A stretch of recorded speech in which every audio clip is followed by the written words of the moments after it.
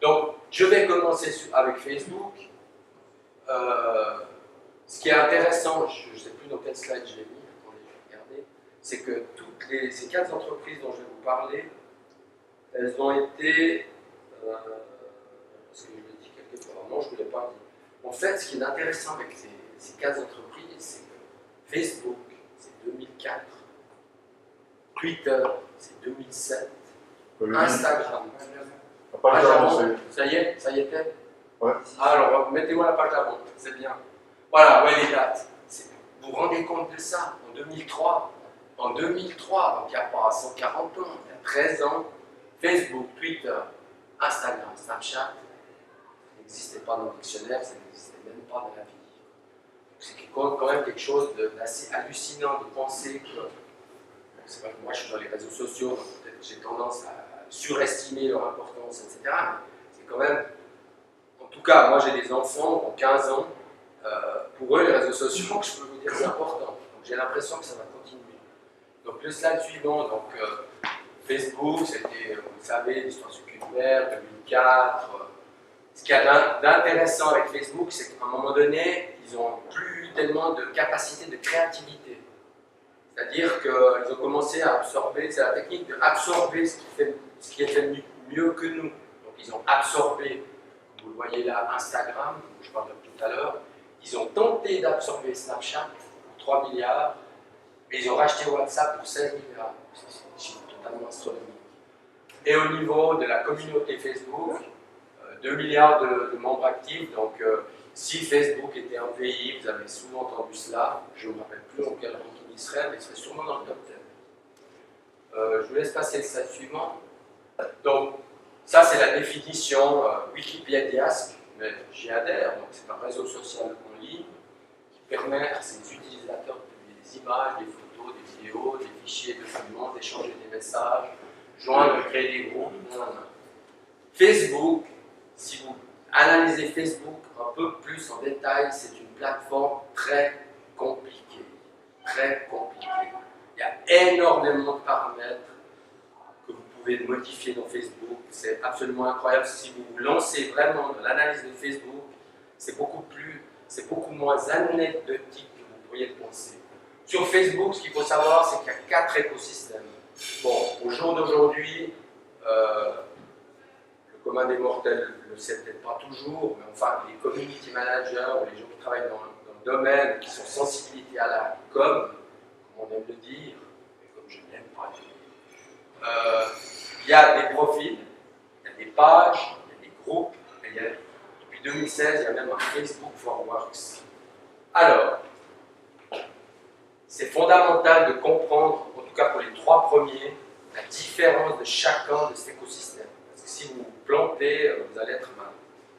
Un profil Facebook, c'est Claude Alindon qui crée son profil Facebook.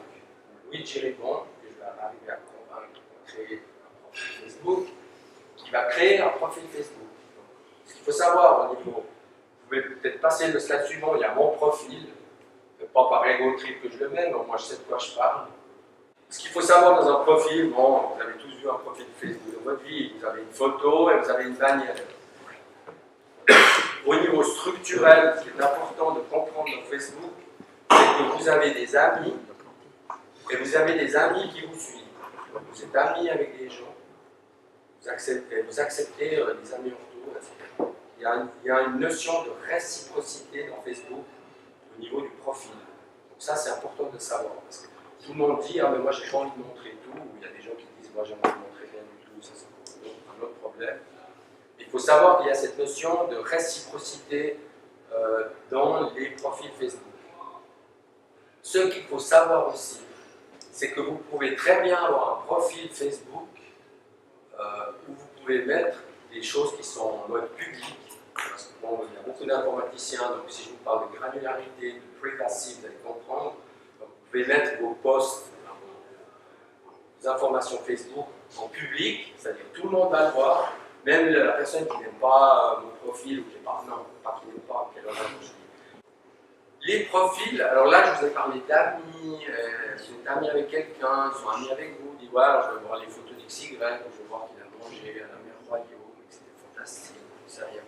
Vous allez me dire, bon, ok, c'est peut-être un peu futile, bon, pourquoi pas. Quand vous avez des gens comme moi j'ai une belle famille, une ex-belle famille au Brésil, c'est bien de pouvoir partager des choses sur Facebook. C'est aussi une utilisation que je pouvais faire. Par contre, aussi, vous pouvez même utiliser Facebook comme outil d'information, outil de curation d'information. Par exemple, moi, je suis abonné à beaucoup, je suis pas abonné, attention, je vais avec les termes. J'aime les pages de certains journaux, une quinzaine, une vingtaine de journaux. J'aime les pages de certains journaux.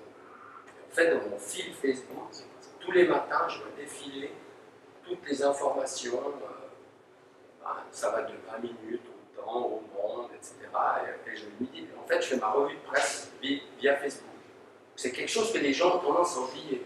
Vous pourriez même imaginer de faire une revue de presse plus IT, plus pointue. Par exemple, vous pourriez vous abonner à toutes les pages de Business Analyst. Vous verriez toutes les pages de Défiler les morts. Vous pouvez commenter plein de choses. Bon, les profils Facebook, je dirais, si vous êtes un homme public ou un CEO d'une grande entreprise, ça peut être bien d'avoir un profil Facebook pour l'entreprise aussi. Par contre, il y a la phase numéro 2. On va peut-être aller un peu plus loin. Je voulais juste montrer, je parlais de granularité. Donc, vous voyez, quand vous mettez un post, vous pouvez le mettre en public, tout le monde va le voir, même les gens qui n'aiment pas, qui ne sont pas amis avec lui pour voir ce que vous mettez. Et vous pouvez même, moi j'utilise énormément ça, le on me, c'est pour faire des tests. Je veux voir comment ça est, si ça paraît bien, si ma vidéo elle va, etc. Donc ça c'est quelque chose d'important. Le slide suivant.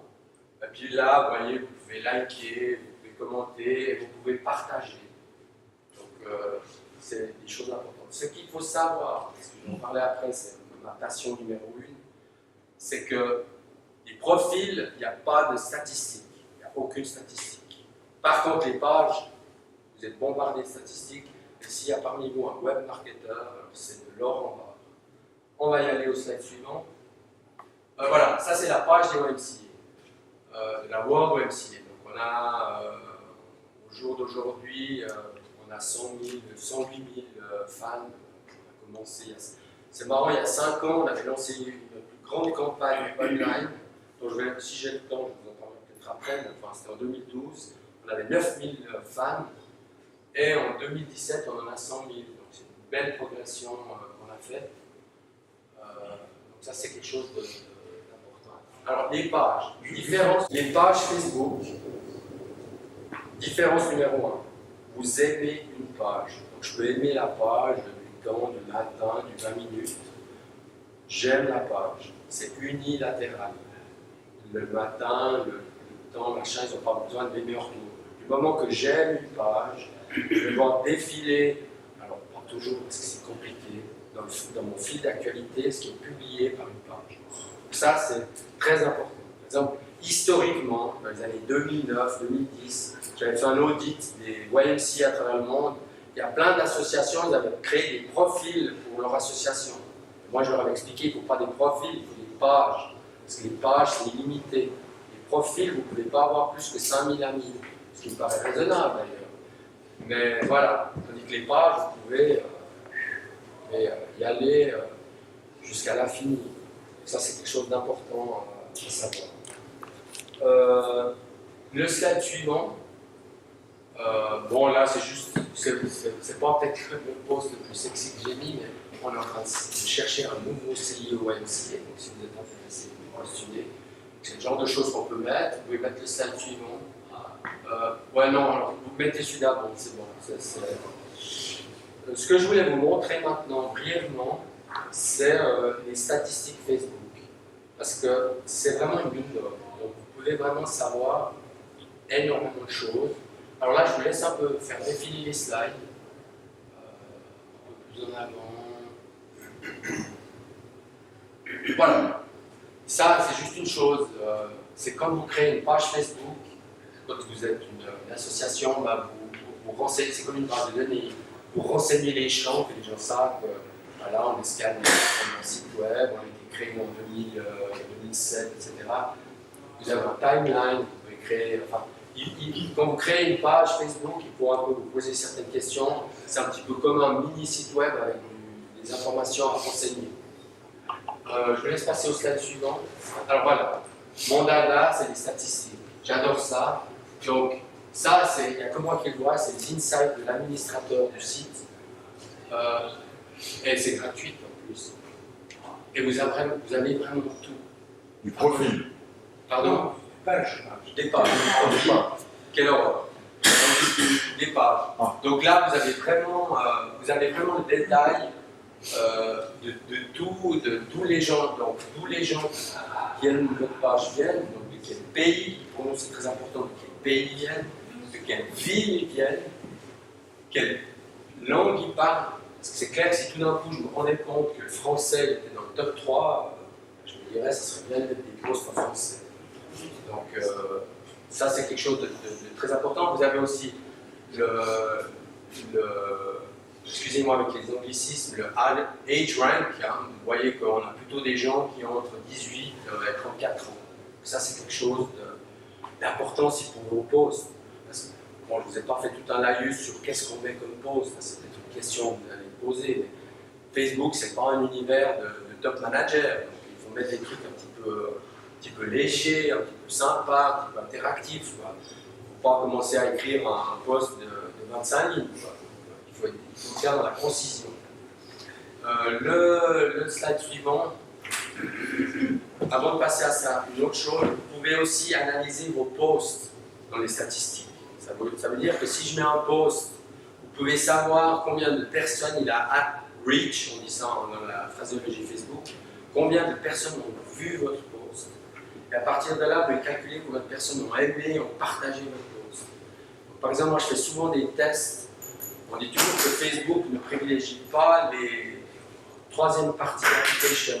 J'ai mis la même vidéo avec un lien YouTube. Alors j'ai mis un lien YouTube, je l'ai mis dans Facebook, j'ai mis la vidéo. Et après, j'ai uploadé la vidéo dans Facebook. Inutile de vous dire que quand j'ai uploadé la vidéo dans Facebook, elle a eu plus de reach, donc elle atteint plus de gens que ce qu'on appelle une embedded vidéo dans Facebook. Donc c'est des choses à connaître.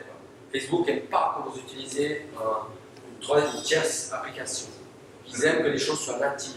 Dès que vous sortez de leur cercle, ils vous pénalisent dans leur algorithme du fil d'actualité. Ça, c'est quelque chose.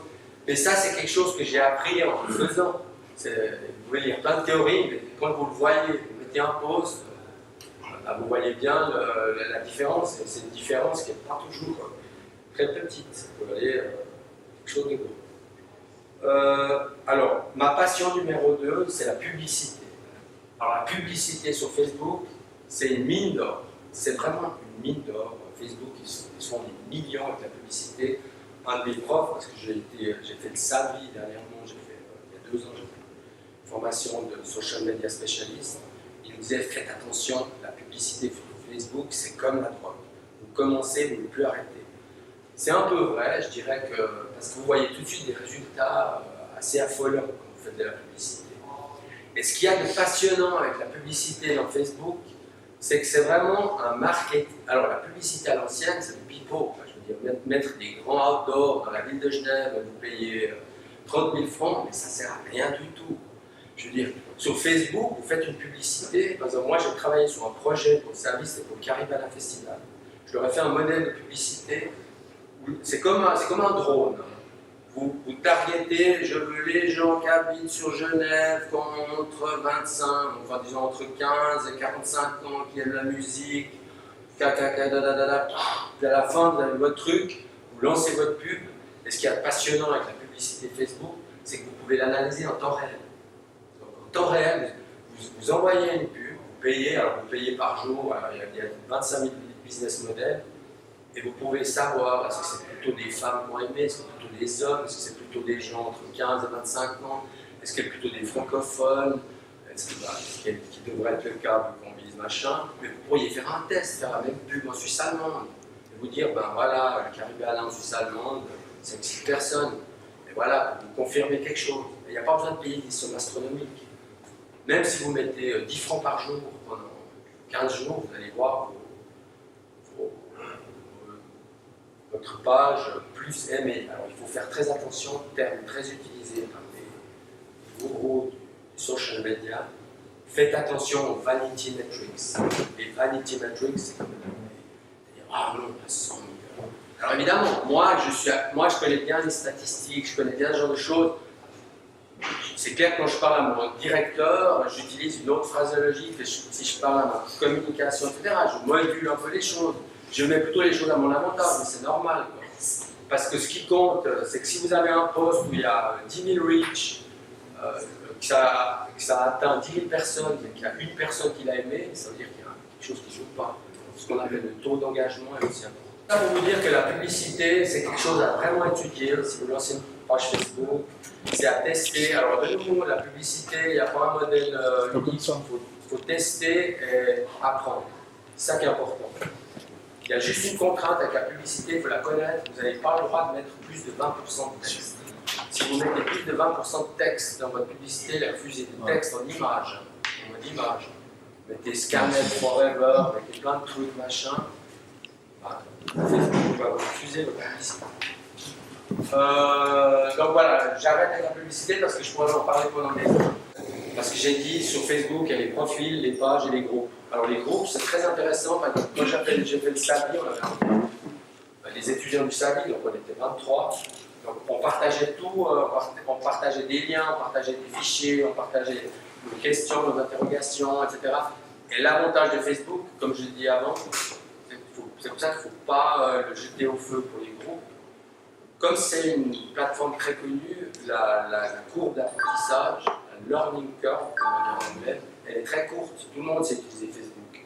Donc si vous avez un groupe Facebook, vous n'avez pas besoin de dire « Ah, pour t'identifier, il faut machin, j'ai oublié de mettre passe. » Non, Facebook, vous avez tous un profil, vous êtes entré dans un groupe, c'est le même univers, vous passez de votre groupe à votre profil, à vos pages, et c'est très très efficace. Vous pouvez faire aussi vous pouvez faire énormément de choses avec vous. Et les groupes, de nouveau, granularité, vous avez des groupes privés, vous avez des groupes publics, vous avez il y a tout le panel qui plaît aux informaticiens. Slide suivant.